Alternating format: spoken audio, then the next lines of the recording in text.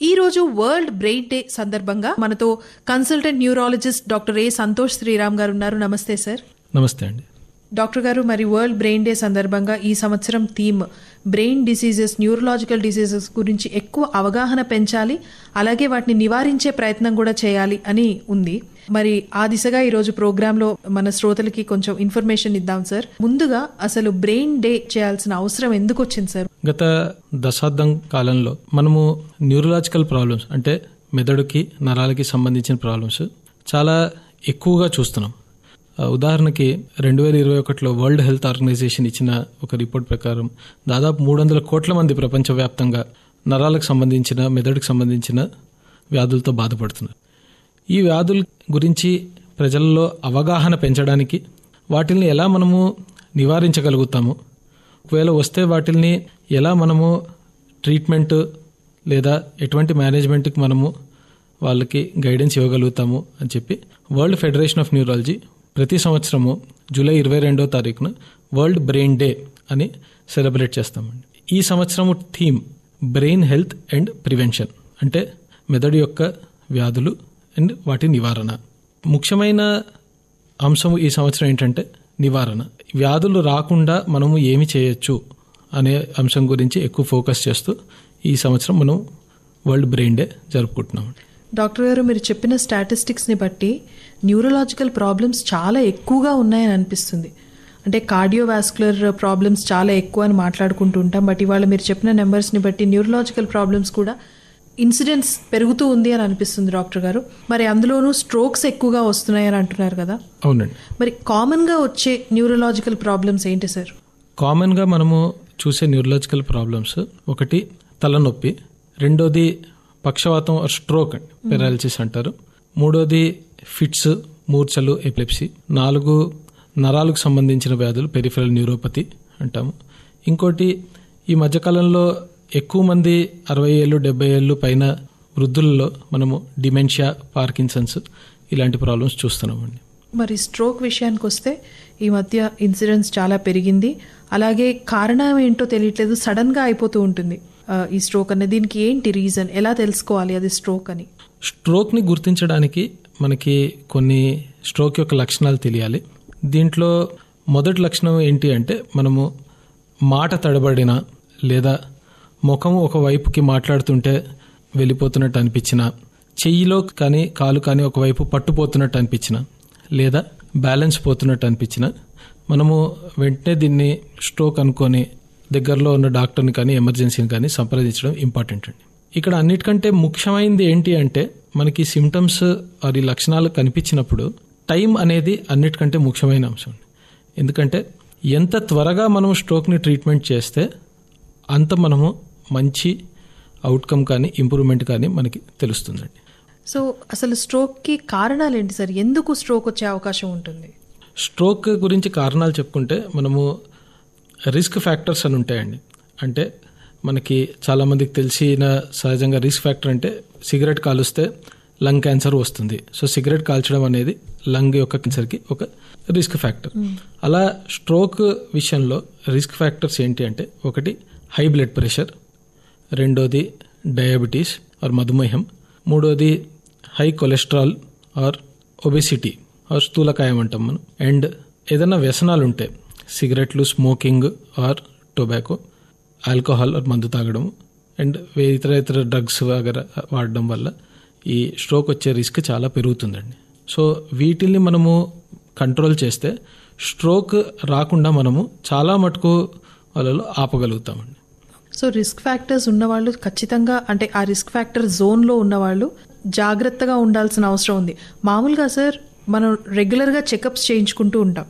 Blood pressure ఎంత ఉంది, sugar levels ఎలా ఉన్నాయి, అలాగే లిపిడ్స్ ఎలా ఉన్నాయి, ఇవన్నీ చేయించుకుంటాం. అలాగే న్యూరలాజికల్ ప్రాబ్లమ్స్కి ఏమన్నా అట్లాంటి టెస్ట్ ఉన్నాయా? స్ట్రోక్కి సంబంధించి, పెరాలసిస్కి సంబంధించి మనము సాధారణంగా చేయించుకునే టెస్టులు బీపీకి కానీ షుగర్ కానీ అవి సరిపోతాయండి. అవి కంట్రోల్లో ఉంటే స్ట్రోక్ వచ్చే ఛాన్స్ చాలా తక్కువ అండి. కానీ ఒకవేళ స్ట్రోక్ వచ్చింది అని మనకి అనిపిస్తే, ఆ లక్షణాలు కనిపిస్తే మాత్రము ఇమీడియట్గా మనము హాస్పిటల్ వెళ్ళవలసి ఉంటుంది.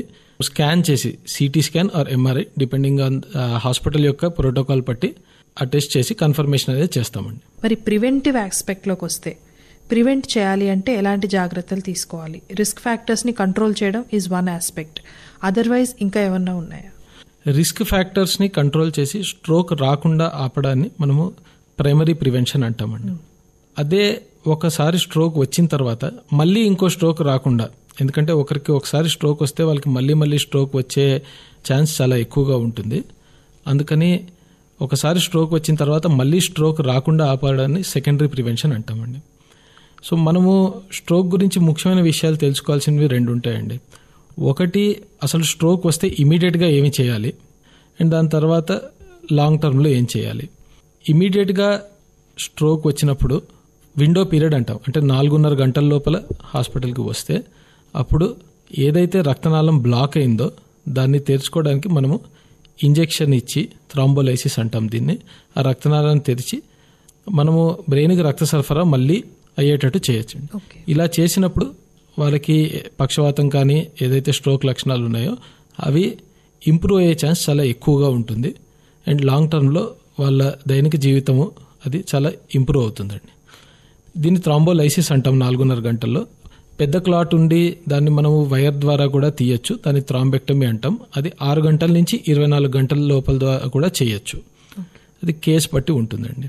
ఒకవేళ స్ట్రోక్ వచ్చింది, అది ఎస్టాబ్లిష్ అయిపోయింది, మనము ఈ విండో పీరియడ్ బయటకి వచ్చేసాము అనుకుంటే అప్పుడు మనము ఈ స్ట్రోక్ మళ్ళీ రాకుండా రక్తం పలిచిపడే మెడిసిన్, ఇంకా కొలెస్ట్రాల్ ఫార్మ్ అవ్వకుండా ఎక్కువ దానికి మందులు ఉంటాయి, అవి తప్పనిసరిగా వాడాలి.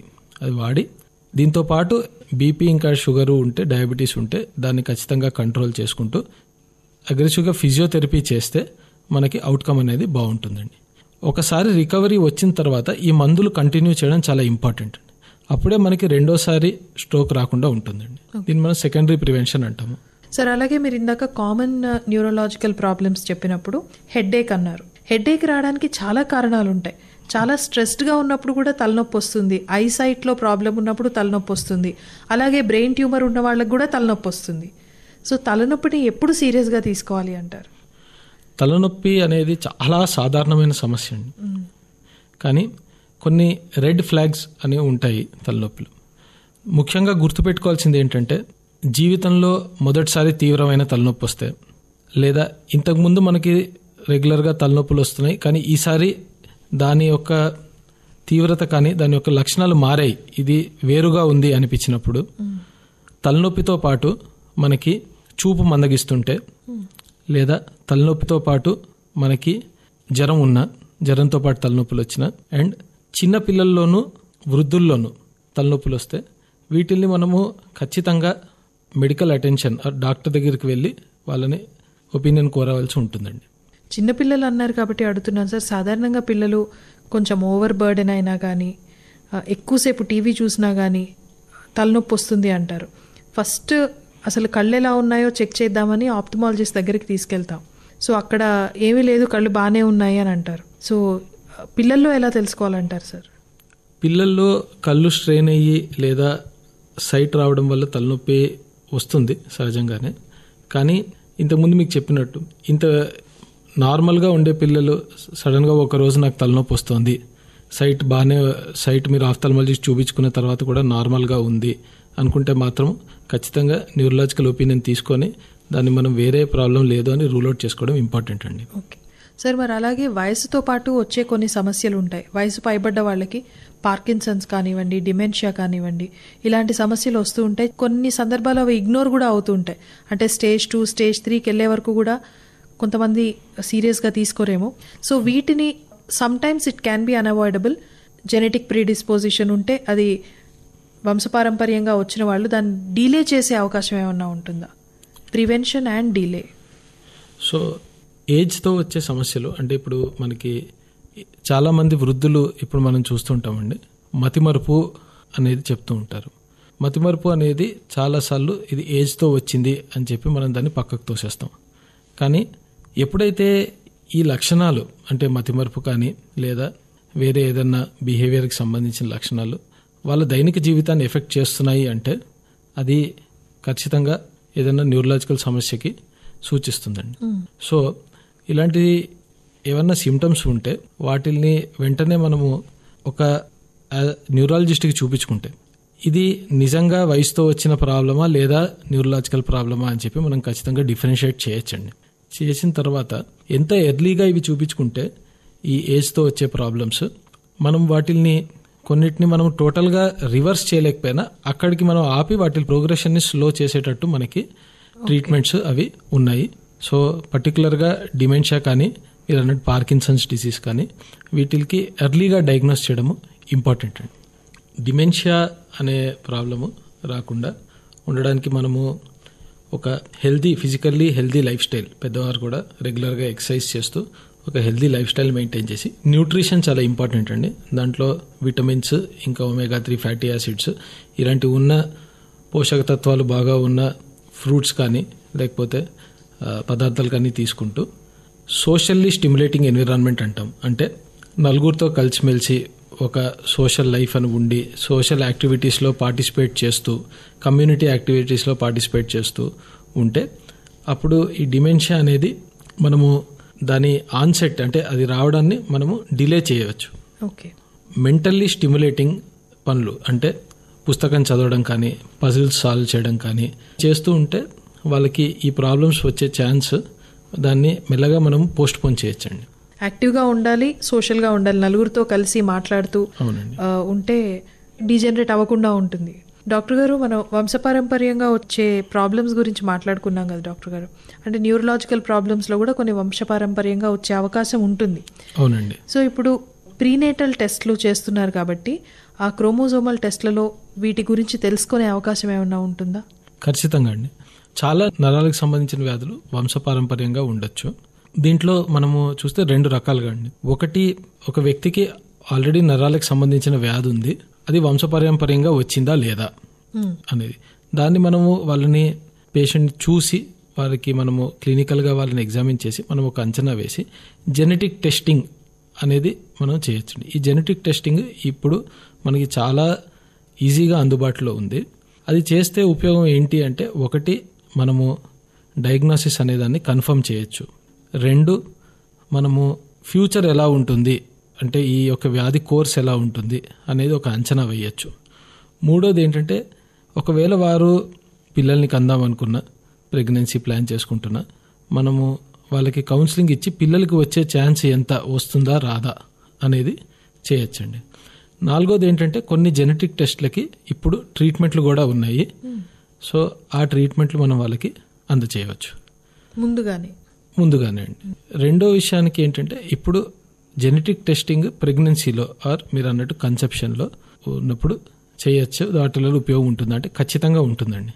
ఒకవేళ ఆల్రెడీ జెనెటిక్ ప్రాబ్లం ఉన్న వాళ్ళకి ప్రెగ్నెన్సీ ప్లాన్ చేస్తే దాంట్లో పుట్టబోయే పిల్లలకి వచ్చిందా లేదా అని కూడా చేయొచ్చు మనము.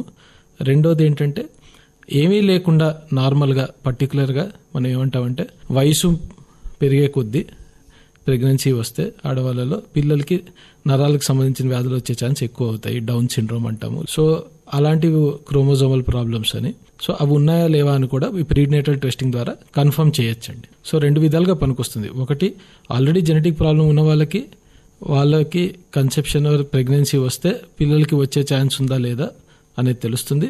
లేకున్నా కూడా ప్రతి ఒక్కరిలో కూడా మనము స్క్రీనింగ్ చేసి, చాలా రొటీన్గా స్క్రీనింగ్ చేస్తారు, అది చూసి డౌన్ సిండ్రోమ్ కానీ పర్టికులర్గా వయసు పెరుగుతున్న కొద్దీ ఇప్పుడు లేట్ ప్రెగ్నెన్సీస్ కానీ ప్లాన్ చేసుకున్న వాళ్ళకి వారి కొరకు కూడా ఈ టెస్టులు చేసి పిల్లలకి ఏమైనా ప్రాబ్లం వచ్చే ఛాన్స్ ఉందా అనేది మనం చూడొచ్చండి. డాక్టర్ గారు, మనం పెద్ద వయసులో వచ్చే డీజనరేటివ్ ప్రాబ్లమ్స్ గురించి ఇందాక మాట్లాడుకున్నాం కదా, కొంతమందికి మధ్య వయసు వాళ్ళకు కూడా డీజనరేటివ్ ప్రాబ్లమ్స్ వస్తూ ఉంటాయి.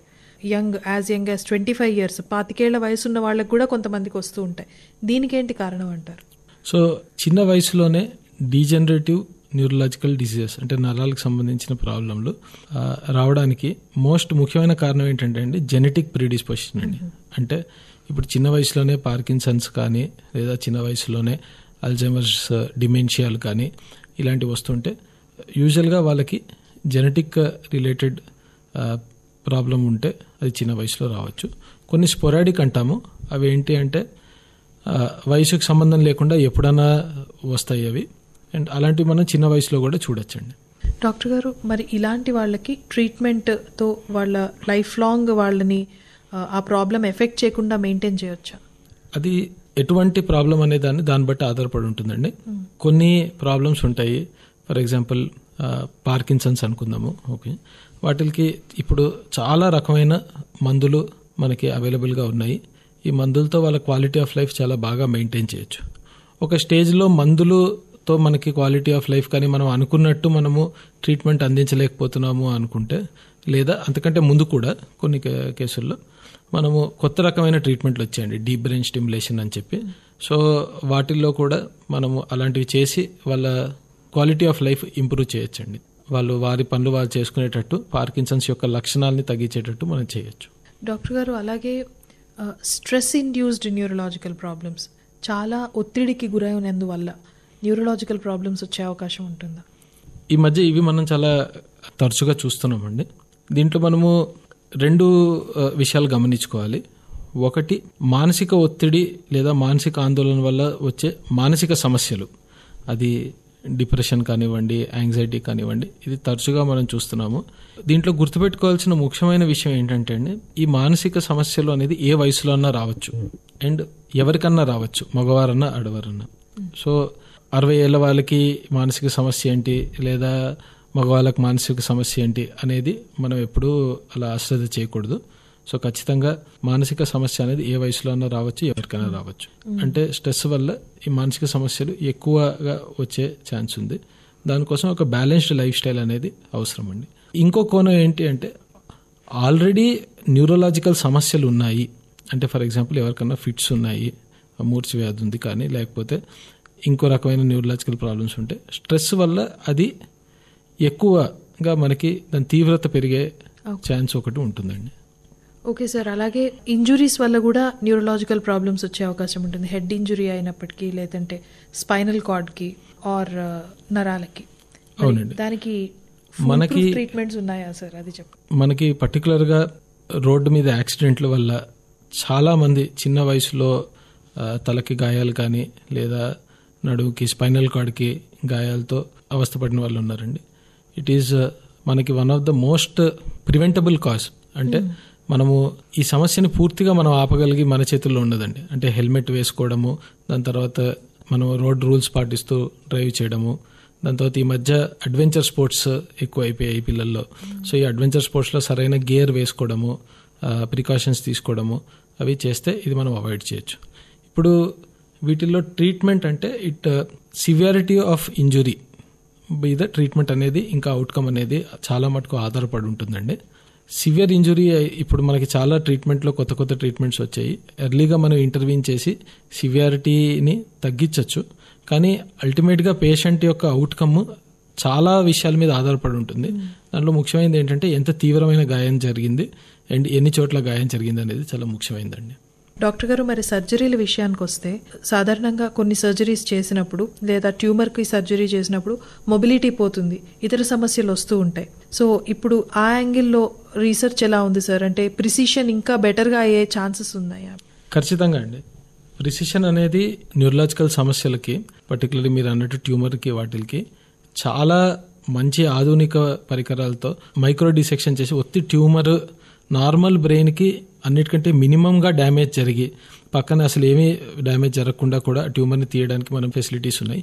సర్జరీయే కాదు, రేడియోథెరపీ, మనము రేడియేషన్ ఇచ్చినా కూడా బ్రెయిన్కి దాన్ని డైరెక్ట్గా ట్యూమర్ ఎక్కడ ఉందో అక్కడ డైరెక్ట్ చేసి అక్కడ మాత్రమే రేడియేషన్ ఇవ్వడము ఇప్పుడు మనకి టెక్నాలజీ అవైలబుల్గా ఉంది. కానీ ఇక్కడ ముఖ్యమైనది మనం గమనించుకోవాల్సింది ఏంటంటే, అది ప్రతి కేసు డిఫరెంట్ అండి.